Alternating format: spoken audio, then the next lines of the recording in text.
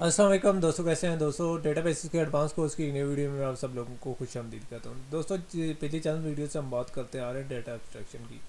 तो आज के कंसेप्ट डेटा एब्स्ट्रैक्शन और डेटा बेसिस दोनों के दरमियान का एक कंसेप्ट है, ठीक है। डेटा आर्किटेक्चर का एक कंसेप्ट है।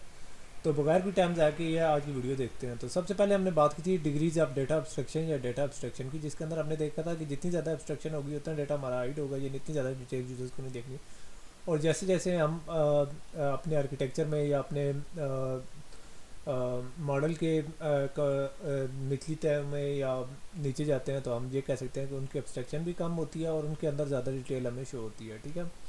तो सबसे पहले मैंने आप लोगों को आज जो टॉपिक बात करेंगे वो एक्सटर्नल मॉडल की, यानी एंड यूज़र के व्यूज़ पर थोड़ी सी बात करेंगे, ठीक है। और इसके बाद हम यानी हम आज बहुत ज़्यादा एब्स्ट्रैक्शन पर बात करेंगे जो कि हार्डवेयर और सॉफ्टवेयर इंडिपेंडेंट होगी। लेकिन आज की वीडियो के अंदर आप लोगों को लिए एक ज़बरदस्त चीज़ ये है कि आज की वीडियोज़ हम वो उन चीज़ों पर कवर करेंगे जो कि हम अमूमन को कंप्यूटर प्रोग्राम्स को देखते हैं या जिस तरीके से हमें चीज़ें नज़र आती हैं उसके अंदर क्या कुछ कितनी एब्स्ट्रैक्शन होती है, क्या इंडिपेंडेंस होती है, वो तो खैर आज की वीडियो के अंदर हम बात करेंगे ही करेंगे, ठीक है। तो इस तरह कर लेते हैं कि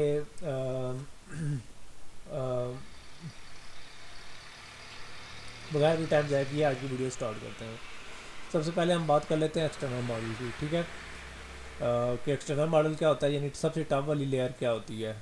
external model is and users view of data, ठीक है। तो ये जो एक्सटर्नल मॉडल हमारा होता है, ठीक है, ये बताता है कि डेटा एनवायरनमेंट के ऊपर यूज़र को क्या व्यू आ रहा है, ठीक है।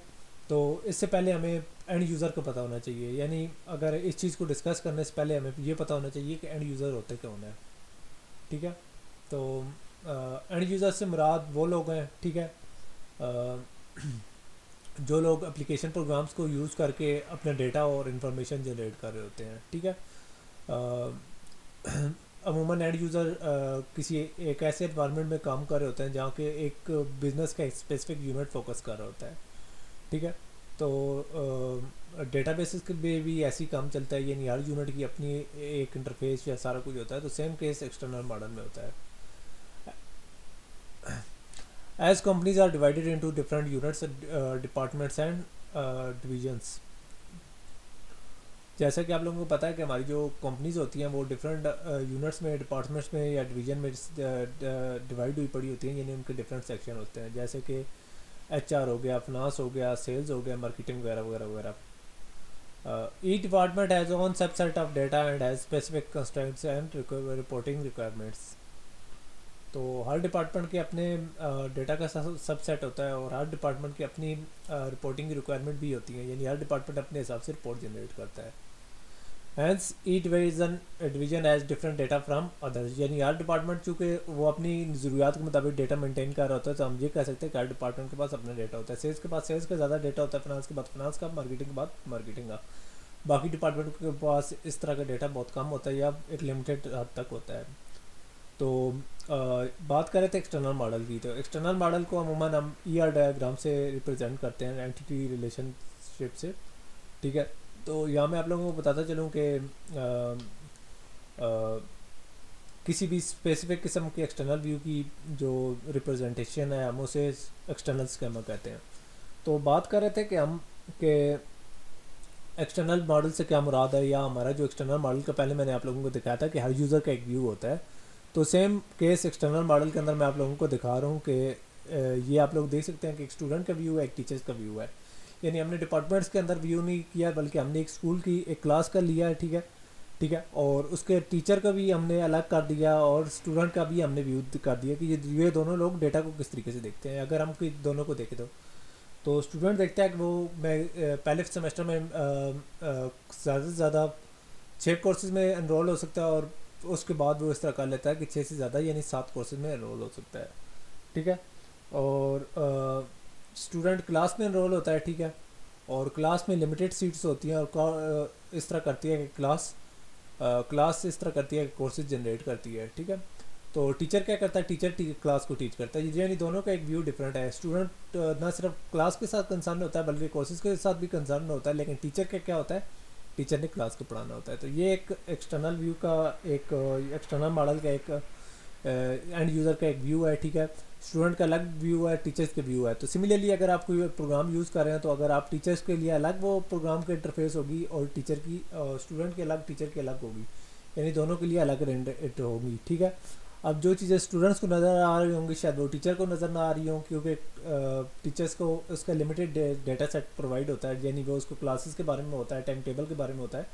سملرلی اسٹوڈنٹ کو ٹائم ٹیبل اور اپنی کلاسز اور اپنے کورسز کے بارے میں پتہ ہوتا ہے، یعنی باقی کمپلیکسٹیز یعنی اس کی کنسرن نہیں ہوتی. جیسے کہ ٹیچرس کی پے ہوگی، ٹیچرس کو پتہ ہوگی، لیکن اسٹوڈنٹ کی فیس ہے اسٹوڈنٹ کو پتہ ہوگی. یعنی یہ چیزیں تھوڑی سی ڈفرینٹ کی جاتی ہیں، یا ان کے درمیان ایک ڈیٹا ہائڈنگ کا ایک کنسیپٹ ہو سکتا ہے، یا ان کے درمیان ان دونوں کو سپریٹ کیا جاتا ہے، تو دونوں کو الگ الگ کیا جاتا ہے. یہ اس یعنی ان کے درمیان ایک ابسٹریکشن لائی جاتی ہے، یعنی اسٹوڈنٹ کو ٹیچر کا بہت زیادہ نہیں پتہ ہوتا، یعنی حد سے زیادہ، اور ٹیچر کو اسٹوڈنٹ کا حد سے زیادہ نہیں پتہ ہوتا. تاکہ اس ابسٹریکشن کا مطلب یہ ہوتا ہے کہ ٹیچرس کو اننیسیسری ڈیٹیل نہ دیکھنی پڑے، اس طرح اسٹوڈنٹس کو اننیسیسری ڈیٹیل، اس کے درمیان ساتھ پرائیویسی اور سیکورٹی کے بھی میٹرز آ جاتے ہیں.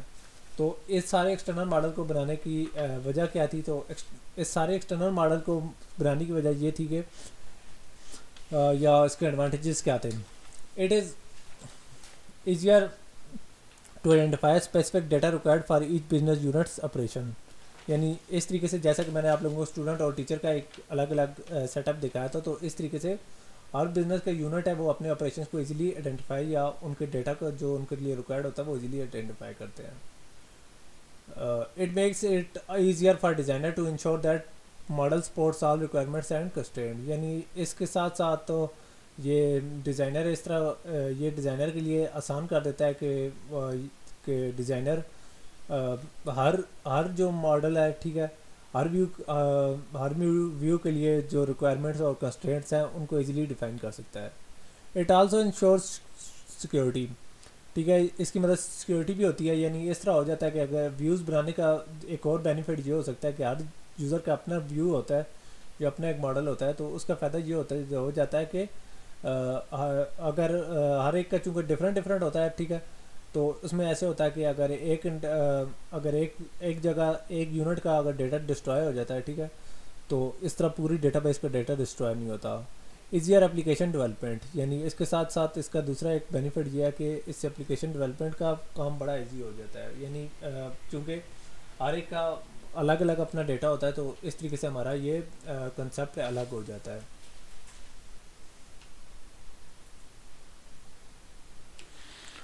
اس کے علاوہ تھوڑی دیر پہلے میں نے جب ڈیٹا ایبسٹریکشن کی بات کی تھی تو ایبسٹریکشن کی بات کی تھی.